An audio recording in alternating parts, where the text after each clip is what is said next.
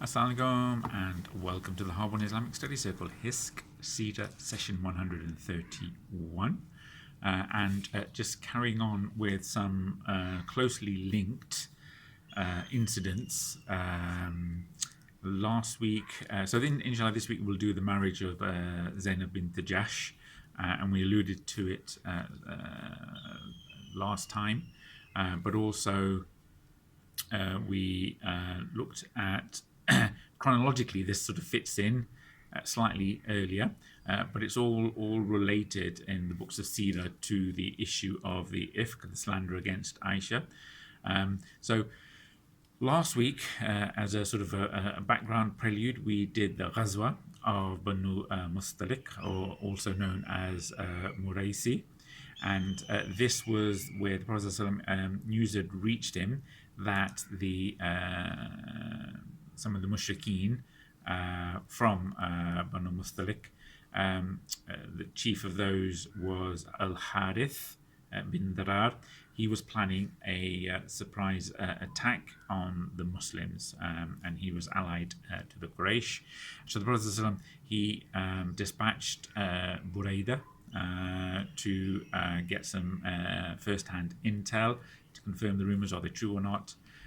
Then he quickly gathered 700 Sahabi, including many of the hypocrites who came along for the ride because they knew it would be an easy battle, and they embarked on a surprise counter-offensive where they took Banu Mustalik by surprise. The Muslims completely routed the enemy. They weren't prepared. And they attacked shortly after Fajr.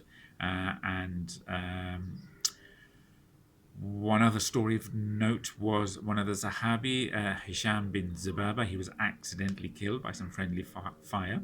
And then his brother pretended to become a Muslim, collected the blood money, and then killed the person who'd accidentally killed Hisham, and then fled with the camels back to Makkah. And he was on the persona non grata list when the Prophet ﷺ conquered Makkah. And then also we briefly touched on the Prophet ﷺ marrying Juwayriyya bint al-Harith, the chief of Banu Mustalik. She came around wanting to negotiate her freedom because she's the daughter of the chief, and she was sent into slavery into one of the Sahabi, and then the Prophet, when he saw her, he offered to marry her and free her as the mahr, and that was agreed. And the famous story of Aisha saying, look, as soon as I saw her, I could see that the Prophet, I knew the Prophet would propose to her. I can see in her what the Prophet would see in her. And then consequently, domino effect, she became the wife of the Prophet. Then all the other captives were then freed because they were related to or in-laws of the Prophet's wife. And then when her father al-Harith came back to ransom her, she was then given the option to go back or stay as the wife of the Prophet. She decided to stay as the wife of the Prophet. Obviously, al-Harith was so taken aback by all of this, and obviously coming to Medina, seeing what's happening in Medina, the way the Muslims are living. So then he converts, and then the whole tribe converts. And then the Prophet then, because the whole tribe had now become Muslim, he appointed al-Harith as the chief again. And they went back to Banu Mustalik as Muslims with all their possessions. So that was the story last time. But one of the other things that we mentioned at the end of the Battle of the Trench and pre-Banu Qurayza, or around about Banu Qurayza time, was that the Prophet Zayd bin Thabit, his adopted son, had married Zainab bint Jahsh, and the Prophet, we'll go into more detail inshallah today, and his Zayd had married Zainab bint Jahsh, and things weren't working out so well. So during the Battle of the Trench, Zayd comes to the Prophet and says, look, it's not working out. She looks down at me. She's got a sharp tongue. She never liked me from the start. And it was the fact that the Prophet was the one who proposed on Zayd's behalf for Zainab bint Jahsh. And the Prophet said, look, not yet. Don't divorce her just yet. Got the battle going on, the wars going on at the moment, the trench. Let's sort this out some other time. So the Prophet, he sent Zayd back to say now's not the time. But in between times of the end of the Battle of the Trench, Banu Qurayza, and then Banu Mustalik, the divorce happened, and the Prophet married Zainab bint Jahsh. Controversial for a number of reasons, but just before we go on to that and talk about the whole story, inshallah, of Zainab bint Jahsh and her marriage to the Prophet and why some people think it's controversial, just going through the wives of the Prophet, again, we've talked about this before, so I think it's probably a good opportunity to talk about it again. So obviously the first one was Khadija. So for most of the time in Makkah, Prophet was happily married to Khadija before the revelation and obviously after the revelation. Then when she passed away, we talked about the year of grief. She passed away, Abu Talib passed away. Prophet was essentially depressed for a period of time. And then it was suggested that he remarry just to get him back to his old self. And it was, well, if you want to marry someone older, then marry Sawda. If you want to marry someone younger, perhaps marry Aisha. That was one of the hadith. So then he decided to marry Sawda, and she was previously married to somebody called Sukran ibn Amr. She was quite advanced in age. She was a large lady, obviously a widow, and we talked about how she would walk slowly because of her size and her age. And again, fast forwarding a couple of years, in the Hajjat al-Wada, she was given a special dispensation to leave Arafah early because she had difficulty walking. So the Prophet married at Sawda, and he did nikah with Aisha. And again, the Prophet he saw a dream where Jibreel is presenting somebody to the Prophet who was covered in a veil and said, "This is your wife." And when the Prophet uncovered the veil, it was Aisha, and he saw this dream a couple of times. He went to Abu Bakr as-Siddiq, and that was made formal. So he had the nikah in Makkah, but didn't consummate it much later on until they were in Medina. So that's so the third wife of the Prophet, but his second living wife, so Sawda and Aisha, are alive. Then shortly after that, or in Medina, we talked about the Prophet marrying Hafsa bint Umar, the daughter of Umar ibn al-Khattab. Again, Hafsa was quite an early convert. She migrated with her then husband, Unais, to Abyssinia, and then she came back. And then her husband, Unais, he fought in the Battle of Badr. He fought in the Battle of Uhud, and then he passed away shortly after Uhud, or during Uhud, the wounds sustained from Uhud. And again, Hafsa, the other incredible thing that we know about her is that she was the one who looked after the Mus'haf, the early compilation of the Qur'an after the death of the Prophet it remained when Abu Bakr had compiled it. It remained with Hafsa. So that's the third wife of the Prophet living. Then we talked briefly about the Prophet. He married Zainab bint Kuzayma. She was the wife of Ubaydah ibn Harith, and Ubaydah was one of the three people in the Battle of Badr who took part in the duel along with Ali and Hamza. So the three people went for the duel. Ubaydah was the most senior. In his duel, he struck the other one, and the Qurayshi chopped his leg off. And then Hamza and Ali, they killed theirs, and they pounced on the other Qurayshi. And so basically, all three of the Qurayshis died, but Ubaydah, he was fatally wounded. He was taken back, and he lay and passed away in the lap of the Prophet ﷺ. So the Prophet ﷺ, he married Zainab bint Kuzayma, and it said that she died 3, 6, or 8 months after the marriage.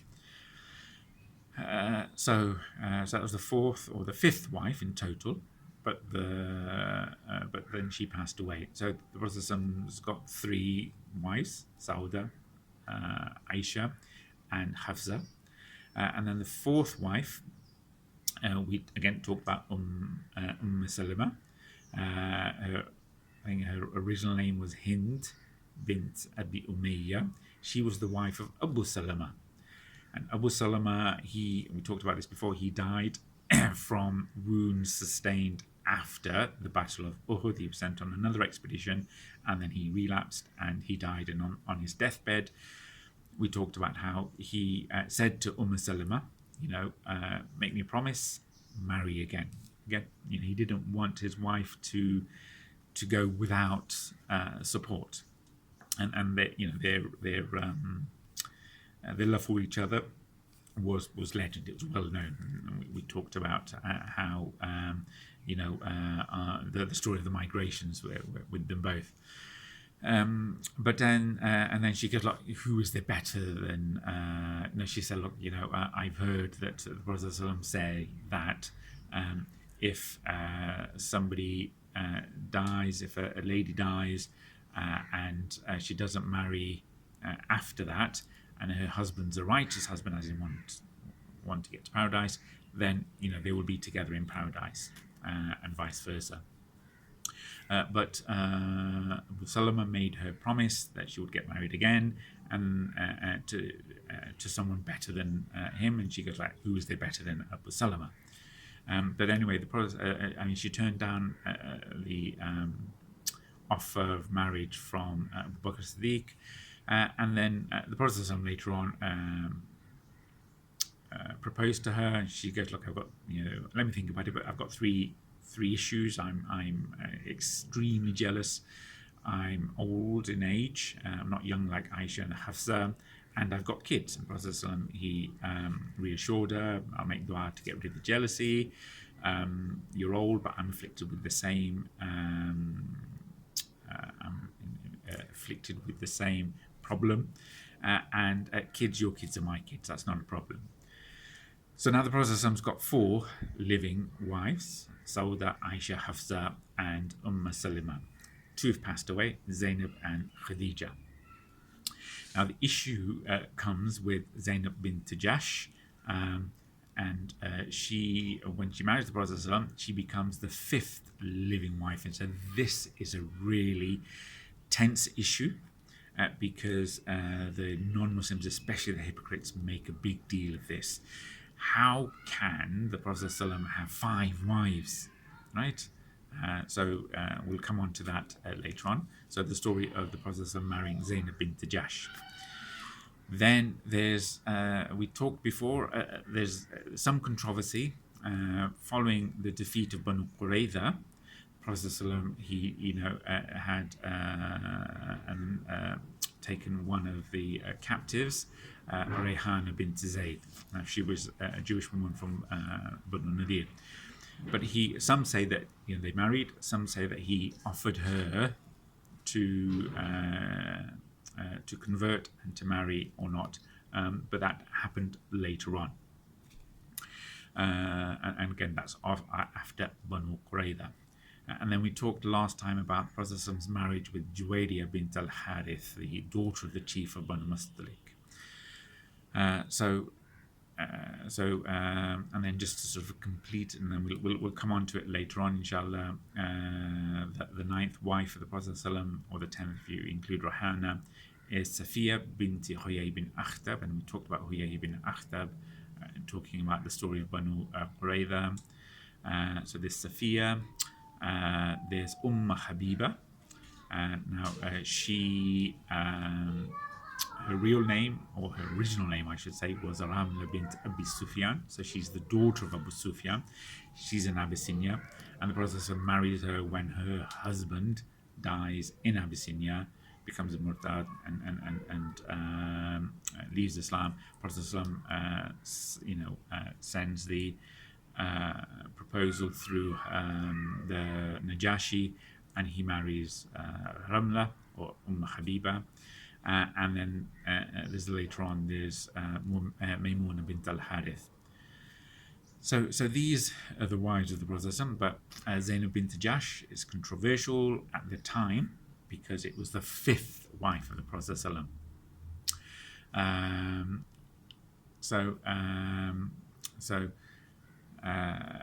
Talking about that in more detail.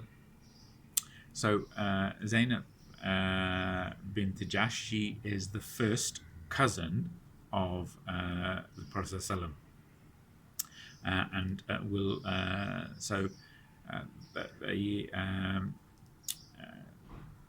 going back a little bit, what we find is that the Prophet ﷺ is the one who, when Zainab and her brother came to Medina, the Prophet ﷺ, he then proposes to Zainab on behalf of Zayd, his adopted son. Now this is important because there are some rumors that the Prophet ﷺ himself, was in love with Zainab bint Jahsh, but obviously, if that was the case, he wouldn't propose on behalf of his son Zayd. So when they came, the Prophet ﷺ proposed on behalf of Zayd, and Zainab bint Jahsh, she was from a noble background,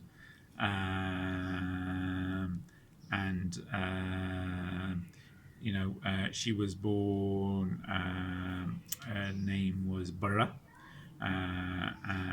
But then she was a Qurayshi, but she was not from Banu Hashim. She was Banu Kuzayma, and her mother was Umayma bint Abdul Muttalib. So her mother is the sister of Abdullah, the father of the Prophet ﷺ. So she's first cousin of the Prophet ﷺ. And it's said she's maybe 15 or so years younger than the Prophet ﷺ. And so by the time they got married, she's around 35-ish. So just going back into the story of Zainab bint Jahsh, she was previously married in Makkah, but then she divorced. She migrated, as I said, to Medina along with her brother. The Prophet ﷺ sent a proposal on behalf of his adopted son, and so-called adoption at the time, and he was known as Zayd ibn Muhammad, and we'll talk about how that got negated. And then her initial retort, considering this is her first cousin, she's known him from when they were really young, and she goes, I'm the widow of a Qurayshi, and do you want me to marry Zayd? And Zayd, being obviously the son, biological son of a slave, and adopted by the Prophet ﷺ, or himself a slave or a servant. She goes, look, we're different. We're from different backgrounds. How, do you expect me to marry Zayd? But the Prophet ﷺ, and she's basically said, look, it's not appropriate. And the Prophet ﷺ insisted that she should accept this proposal. And some of the in Surah Al-Ahzab, one interpretation of the Asbab al-Nusul of the Revelation, verse 36, that Allah subhanahu wa ta'ala says in translation, it is not appropriate for any man or woman that once Allah and his messenger have decreed something that they follow their own opinion on that matter. So some say that's related to this incident where the Prophet insisting on this, and she's saying, look, I'm not sure about this, it's not going to work out. But obviously, it went ahead, but she's obviously got these doubts in her, in the back of her mind. Some would say she's got this chip on her shoulder, and she sort of takes it out on Zayd. And Zayd, basically said, look, she's got a sharp tongue, and she's always quite strict, and she's always looking down on me. So Zayd has this sense that she's, they're not compatible, and he's looking for a way out. And then he mentions this to the Prophet ﷺ during the battle of Ahzab. Look, I really want a way out. I don't want to. I want a divorce. And the Prophet says, look, we're in the middle of a battle. It's not the right time. Keep your wife for now. Okay, and this is referenced in the Qur'an, but we'll come on to this. But despite her having this sort of chip on her shoulder, she's she's got some good characteristics. And there are lots of stories about Zainab. She was very generous. She was known as Umm-al Misqeen, the mother of the poor and the needy, because she would give so much in charity. And Aisha, despite being very much younger than Zainab, she says that the only one that really competed with me for affection for the Prophet was Zainab. So there was sort of two main, some would say two main sort of groupings of the wives of the Prophet, those who were more allied or the part of the inner circle with Aisha, and those who were in the inner circle with Zainab. And there was not necessarily some friction, but there was some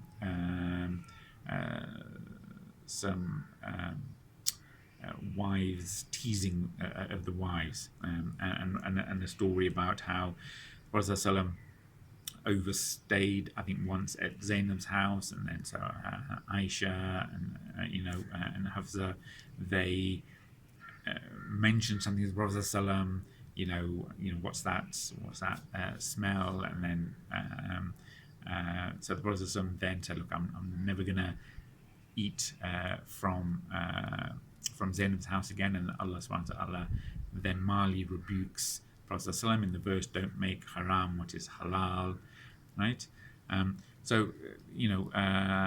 again, we'll talk inshallah when we do the ifk in a couple of weeks' time, how the Prophet asked Zainab about Aisha, and he knows that there may be some sort of niggling between the two, and Zainab bint Jahsh, she remains true to her character and her excellence in her deen, and she goes, look, I know nothing but good about Aisha. So this was an opportunity where Zainab bint Jahsh could have indicated something negative about Aisha, but she didn't use that, and then Aisha herself later on says that, look, I've never seen any woman more righteous than her, more fearful of Allah, more truthful in speech, more caring with her family, and more generous in charity, and more energizing in her efforts to come closer to Allah. But the only minor thing I could criticize her in is that she had a quick temper, but then would go away. So even though you've got two people who are sometimes at odds for affection of the Prophet ﷺ, they both praise each other highly. And again, it just shows the character of these people. And again, we've talked about how the fact that she was known as the mother of the orphans, the mother of the poor, and there are stories of how when after the Prophet ﷺ died, when Umar ibn al-Khattab would give a yearly sort of income to people, he would grade them according to their status. The wives of the Prophet ﷺ would get the most money, and then the next would be the early converts and those who then fought in Badr and Uhud, and then the later converts, and then lastly those around after the conquest of Makkah. And then she was given so much money on one occasion, a small fortune by Umar ibn al-Khattab. She basically that night she gave it all away in charity, telling her servant, go so and so, give this much, this much, and it's about 10 to 12,000 dirham, which is a huge amount, hundreds of thousands of pounds in our currency.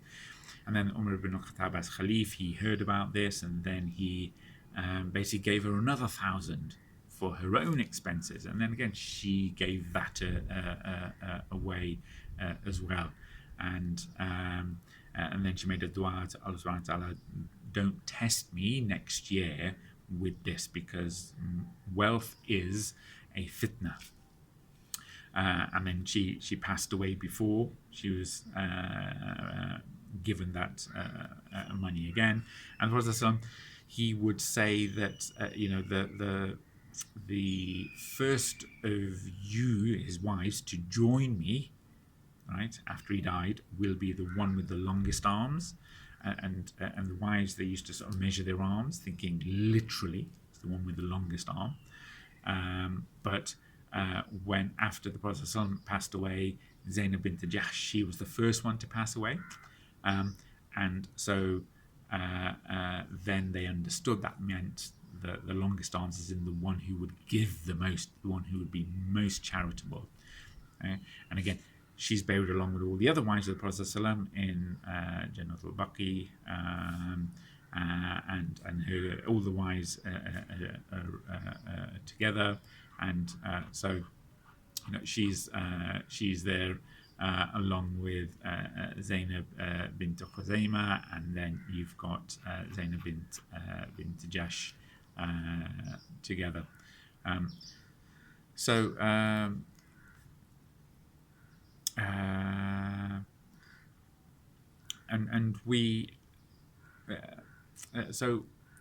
One of the issues there is that the Prophet ﷺ was asked by Zayd, because things aren't working out, he wants a divorce, and he encourages her not to divorce her and to stay married. And again, this was at the time of the battle of the ditch, because he didn't want that distraction. We talked about that before. And B, people would then start to use that as a negative propaganda during the battle, right? That these things are happening in the Prophet's household, and then later on we find out that Allah had promised the Prophet ﷺ that he would marry Zainab bint Jahsh. And so he had this in the back of his mind, that so he didn't want to be seen to be doing anything to contribute to that, because the qadr of Allah will happen when it happens. But then Zayd, after the battle, divorced her anyway, and then the Prophet ﷺ, he then, because he'd known the Prophet, that Allah said she would be your wife, he then sent a proposal through Zayd to Aisha, and they got married. And it said that this was one of the of all the weddings of the Prophet ﷺ, the marriage to Zainab bint Jahsh was the most lavish, as in it had the biggest walima. They'd cooked some food and invited as many people as possible. And it's said that mostly with the other marriages, the Prophet didn't have the capacity to have lots of animals sacrificed, but for the marriage of the Prophet with Zainab bint Jahsh, they sacrificed an animal, and the Prophet gave a whole long list to Anas ibn Malik, to say, invite so and so, go to the people of Safa and get them, go to the hallways, go whoever you meet in the streets, call them, and they all came and they all ate from the same dish, which Anas said, I thought would only feed 2 or 3 people, but over 70 people ate their fill. And then again, with the other miracles that we have regarding food, when everyone had finished, and the meal was bread, meat and bread, That was the walima dish. And then when everyone had eaten their fill, the dish was still full. And the verses related to the hijab, right? The separation and the covering of the women and the separation, they were revealed on the night of the wedding of the Prophet ﷺ with Zainab. So again, there's a lot that's happening around about this time. And again, this is slightly before we've talked in chronological terms about the marriage with Juwayriyya. Here is where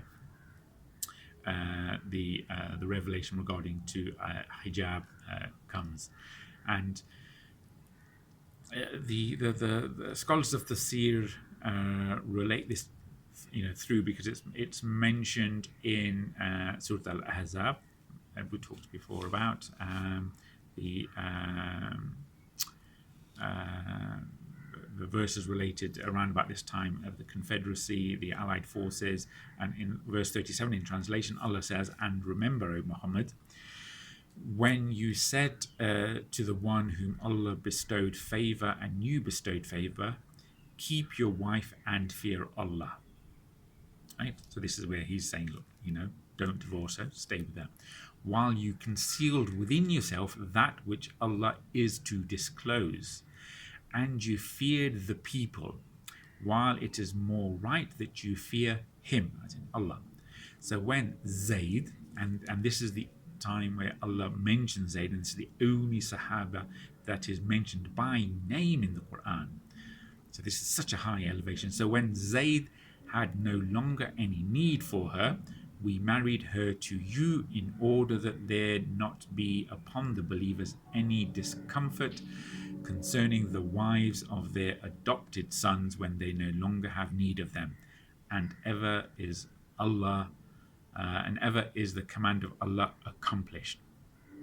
So the Prophet ﷺ, he's telling Zayd, don't marry just yet. Don't divorce her just yet. Whereas inside he knows that he will be due to marry her at some point in time, but he didn't want to be seen as the one who's facilitating the divorce for fear of what people will say. And especially at the time of the Battle of the Ditch, it's all quite political.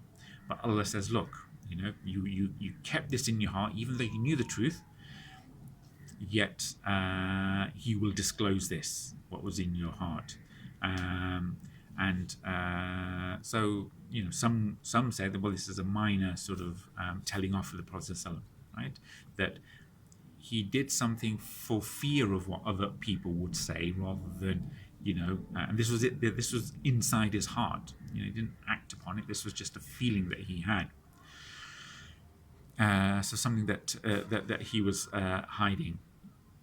And so such a lovely verse, and related to this verse, as people like Aisha and Anas, they say that if there was ever any verse that the Prophet ﷺ would hide, it would be this verse. And we'll talk about how some other people have extrapolated other things regarding this. But Zayd, he's mentioned by name in this verse. Not even Abu Bakr as-Siddiq is mentioned by name in the Qur'an. He's mentioned as the companion, the second of the two in the cave, right? And other people said, Zayd, he died in one of the battles we'll do in a few months' time, inshallah. And they say that had Zayd been around after the Prophet ﷺ passed away, they would have probably, or they may have chosen Zayd over Abu Bakr as the first Caliph. So he was, really elevated Sahabi and very dear to the Prophet ﷺ. And again, we'll talk about that later on, inshallah. But putting the verse into context, in Surah Al-Ahzab, we talk about, and remember, Muhammad, when you said to the one whom Allah bestowed favor, and you bestowed favor, keep your wife and fear Allah, while you concealed within yourself that which Allah is to disclose, and you feared the people, while Allah has more right that you fear Him. So when Zayd had no longer any need for her, we married her to you in order that there not be upon the believers any discomfort concerning the wives of their adopted sons when they no longer have need of them, and ever is the command of Allah accomplished. Next verse, and there is not and there is not to be upon the Prophet any discomfort concerning that which Allah has imposed upon him. This is the established way that Allah, the established way of Allah with those prophets who have passed on before, and ever is the command of Allah a destiny decreed. Allah praises, verse 39, those who convey the messages of Allah and fear Him and do not fear anyone but Allah, and sufficient is Allah as an accountant. Muhammad, and Allah is referring to the Prophet by name. I think there's only one of 4 or 5 occasions, 4 occasions by name where Allah refers to the Prophet by name. Muhammad is not the father of any one of your men, but he is the messenger of Allah and the last of the prophets, and ever is Allah of all things knowing. O you who've believed, remember Allah with much remembrance and exalt Him in the morning and the afternoon. It is He who confers blessings upon you, and His angels ask Him to do so, that He may bring you out from darkness into the light, and ever is He to the believers merciful. Their greeting on the day they meet Him will be peace, and He has prepared for them a noble reward. O Prophet, indeed we have sent you as a witness and a bringer of good tidings, and as a warner, and one who invites to Allah by His permission, an illuminating lamp, and give good tidings to the believers that they will from Allah have a great bounty, and do not obey the disbelievers and the hypocrites, but do warn them and rely upon Allah, and sufficient is Allah as the disposer of affairs. So after that sort of mentioned that, look, you conceal something in the heart, and you at that point you feared people more than you feared Allah. But then Allah is sort of going, the rest of the verses are expounding the obvious glory of Allah, but elevating the Prophet's status as well. Okay, and so again, it's a few praiseworthy passages in Surah Al-Ahzab. But again, going back to what Anas said, if the Prophet were to hide any revelation, he would have hidden this verse, right? Because it has that mild rebuke. And again, we talked about the fact that the verses related to hijab, they were revealed on that night, right?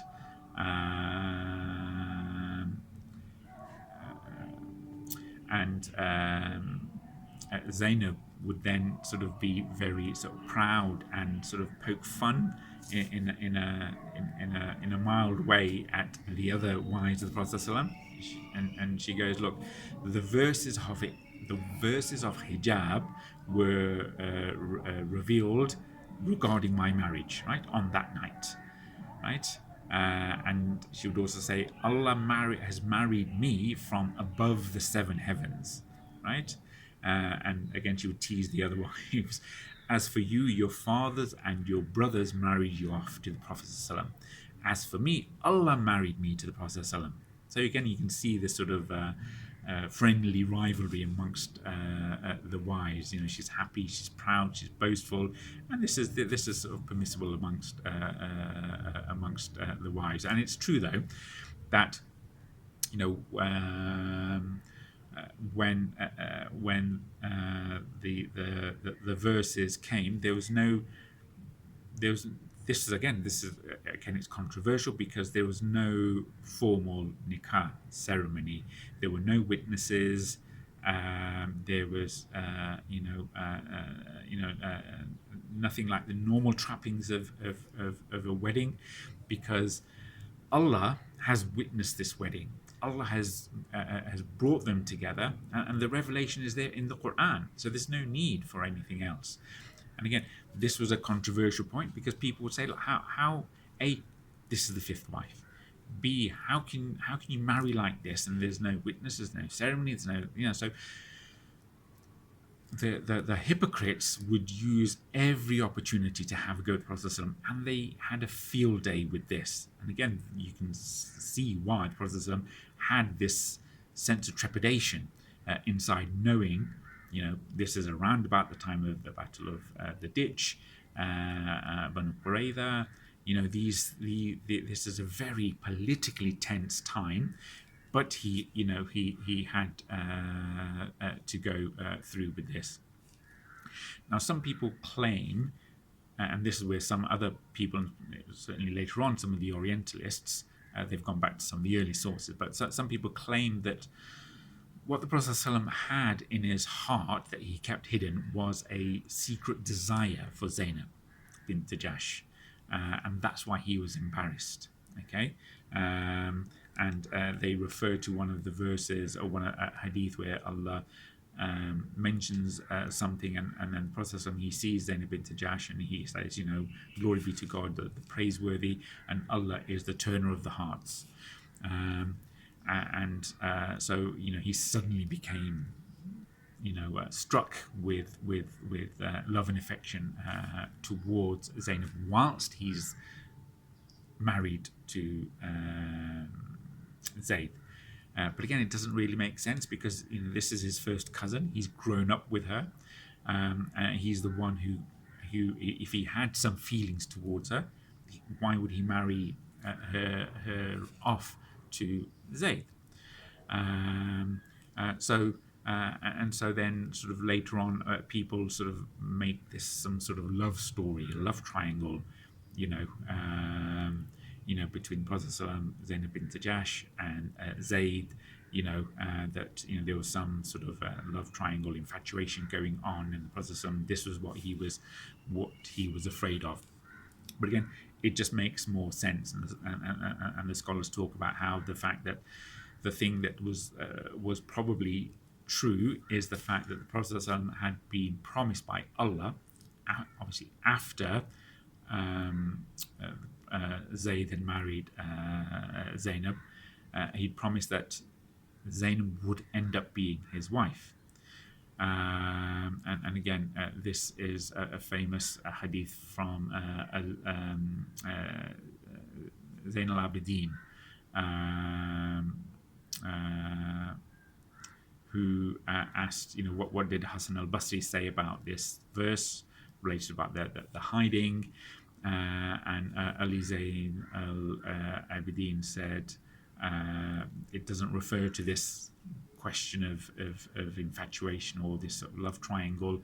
It's rather Allah had informed the Prophet ﷺ that Zainab would become his wife. Okay, so it's not that he had a secret desire for Zainab, it's that Allah had already promised him that she would end up being his wife, and so the Prophet ﷺ didn't want to, at that tense time, be seen to facilitate Zayd breaking up with Zainab. So Zayd went off and divorced her anyway, and then when Zayd found out the Prophet ﷺ was interested in her, he said, that's fantastic, and then the Prophet ﷺ himself sent Zayd, once they were divorced and the Iddah period had finished, to Zainab to ask for her hand in marriage.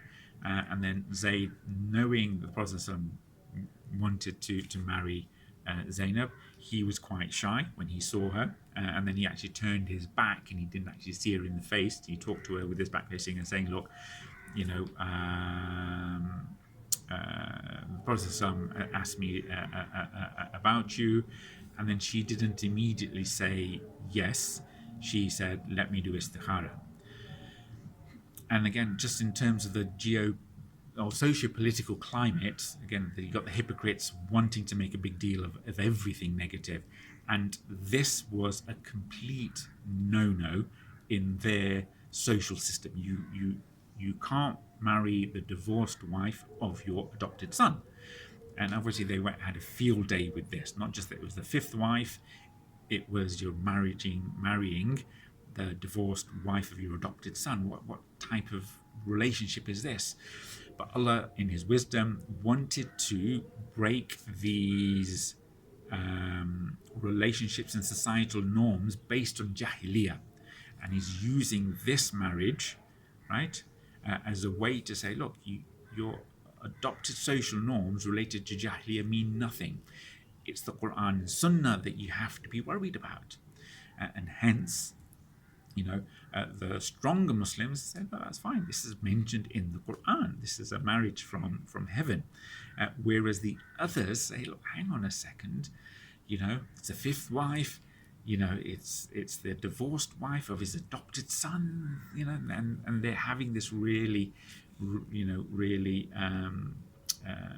field day in trying to criticize the Prophet ﷺ, his family, his people around him, his closest, his loved ones. And then again, they take this one step further and build on this criticism with the ifk related to Aisha, which we'll talk about in a week or two, inshallah, where again they're using these issues as a way to get at the Prophet ﷺ, undermine the Prophet ﷺ, and this is orchestrated by Abdullah ibn Ubay al-Salul, the head of the hypocrites. So we talk about this whole context, okay, post Battle of the Confederacy. There's a new social norm and a new political order, right? And as a means of desperation, the hypocrites, Abdullah ibn Ubay, who's seen the plotting, come to nothing.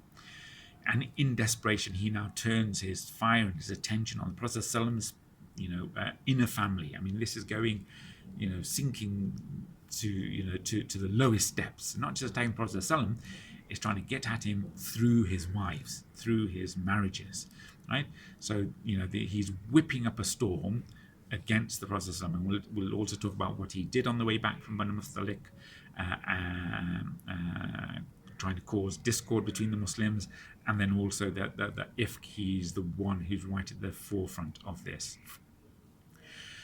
So just to conclude, Prophet marries Zainab, and this is because he'd been promised that Zainab would be his wife, right? So this is a promise from Allah, right? And it's mentioned in the Qur'an.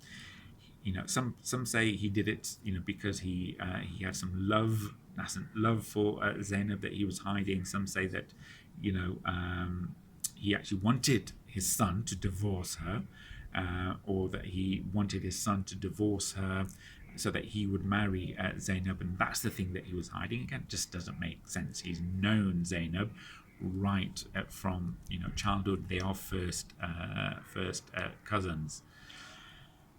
So it's not a love story. There's no sort of issue around a love triangle or ishq or things getting out of hand in this. This is just purely simply, this is a command from Allah. And these two marriages, the Prophet ﷺ, that people twist, in days of old, and especially nowadays, the enemies of Islam, the two marriages of the Prophet ﷺ, which people twist, are both marriages which are commanded by Allah subhanahu wa ta'ala, right? Allah commanded the Prophet ﷺ in a dream to marry Aisha, and Allah commanded the Prophet ﷺ in the Qur'an, no matter how difficult it would have been at the time, to marry Zainab. Okay, so there's from a Muslim's point of view, this is the hukm of Allah, right? So there's nothing to feel bad about. And again, just on that sort of second point, when Zayd comes with the marriage proposal from the Prophet after the divorce, after the iddah, right, and he's turned around, he's got his back towards Zainab, and he says, look, what do you think about the proposal from the Prophet? Zainab says, I'm not going to respond straight away. I will wait and seek Allah's assistance, as in doing istikhara. Maybe I'll tell you tomorrow. But as she says that, I will seek Allah's assistance, before she actually gets to do istikhara, Allah reveals the verses of Surah Al-Ahzab to the Prophet ﷺ. And there's people are around Prophet ﷺ at the time when physically revelation is coming down. They can see that he's in that trance. Revelation is coming down, and he's been ordered, to marry Zainab, right? And so it's narrated again by Aisha that when she heard that verse, she became struck by jealousy. And again, it's beautiful how they express their emotions. They don't sort of sort of want to sort of sugarcoat their biographies. Look, I heard that verse, I was struck by jealousy from every angle. This is Aisha talking, because because of what I knew of her beauty, and worse, the manner in which the Qur'an it took place. Right, this is Allah ordering it in the Qur'an that they get married, and this is one wife knowing that the status of this is at a completely different level. So of course she's going to feel jealous, you know, and there's no, you know, there's no two ways about that. So the Prophet, you know, that night the marriages, the verses before they married, the verses of hijab were revealed. So the Prophet you know, he entered into the house of Zainab without any other marriage contract, no formal witnesses, no wali, no one giving away, because, you know, Allah subhanahu wa ta'ala, He is the wali, He is the guarantor, right? There's no need for a nikah, no need for witnesses. This is in the Quran. We married you to her. And again, technical point, in the past tense, or, you know, or it's a tense where the action is done. So, you know, khalas, that's the end of the story, that they are married. No need for any of that. And obviously we talked about the walima that followed after that. So that's you know, that's the story of the marriage of the Prophet with Zainab, the fifth living wife at the time. And then later on, a few weeks later, he marries Juwayriyya, and again, that's the instance where, you know, Aisha mentions that, you know, she could see in Juwayriyya, you know, the beauty, the confidence, the nobility. The Prophet would see that as well, and he would immediately propose. She knew that in her heart, right? And then she's jealous from Zainab's point of view, because this is a marriage that has been mentioned specifically in the Quran.